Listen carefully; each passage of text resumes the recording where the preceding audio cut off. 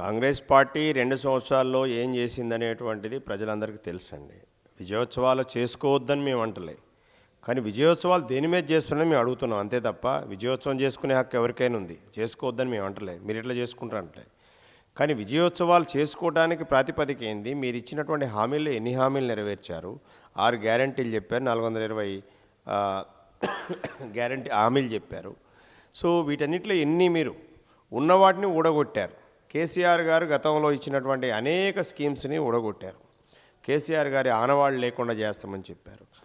కానీ ఈరోజు ఒక పక్క రాష్ట్రంలో రైతాంగం పెద్ద ఎత్తున ఇబ్బంది పడుతూ ఉంది.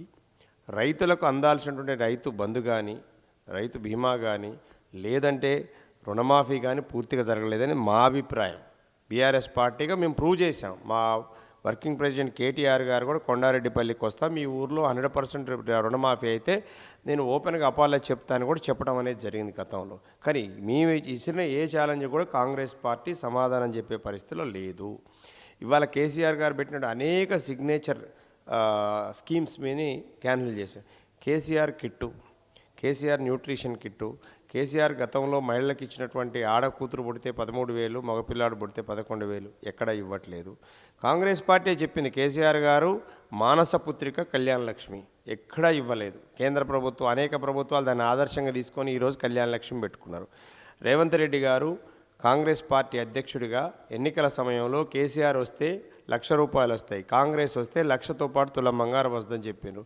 ఈ రోజుకి సుమారుగా 90,000 పైగా, అంటే ఒక ఇయర్ సుమారుగా 1,00,000 పెళ్ళిళ్ళు జరిగినాయి ఈ రాష్ట్రంలో.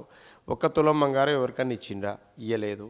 ఇవాళ రైతులు గతంలో ఎప్పుడు లేని విధంగా మీరు ఈ సీజన్లో పెద్ద ఎత్తున ఇబ్బంది పడ్డది ఎవరంటే రైతులు. యూరియా కోసం రోజుల బడి లైన్లలో నించున్నారు, నిద్రపోయారు, చెప్పులు పెట్టుకున్నారు, దెబ్బలు పోలీసులు లాఠీ చార్జీ తిన్నారు. యూరియా అనేది అందలేదు, రైతులకు సకాలంలో అందించలేకపోయింది. ఓ పక్క కరువు, మన ఈ యొక్క అతివృష్టి. ఈరోజు రైతులు పండించిన పంటకి ధర లేదు. కేంద్ర ప్రభుత్వం చెప్తుంది సిగ్గు లేకుండా మేము ₹8,110 ఇచ్చాం, బీజేపీ వాళ్ళు గప్పాలు కొడుతున్నారు. కానీ ఈ రాష్ట్రంలో ఇప్పటి వరకు పత్తి రైతులకి అందిన మద్దతు ధర ₹6,000 కంటే మించలేదు. అట్లాగే వాళ్ళకి ఇస్తామన్న బోనస్, వడ్లకు ఇస్తామన్న బోనస్ ఇవ్వలేదు. అట్లాగే ఆడ కూతుర్లకు ఇస్తామన్నట్టు ₹2,500 ఇవ్వలేదు. మా చదువుకున్నటువంటి విద్యార్థులకు ఇస్తున్న స్కూటీలు ఇవ్వలేదు, నిరుద్యోగ భృతి ఇవ్వలేదు, ఉద్యమకారులకు ఇస్తామన్న ఇండ్లు ఇవ్వలేదు.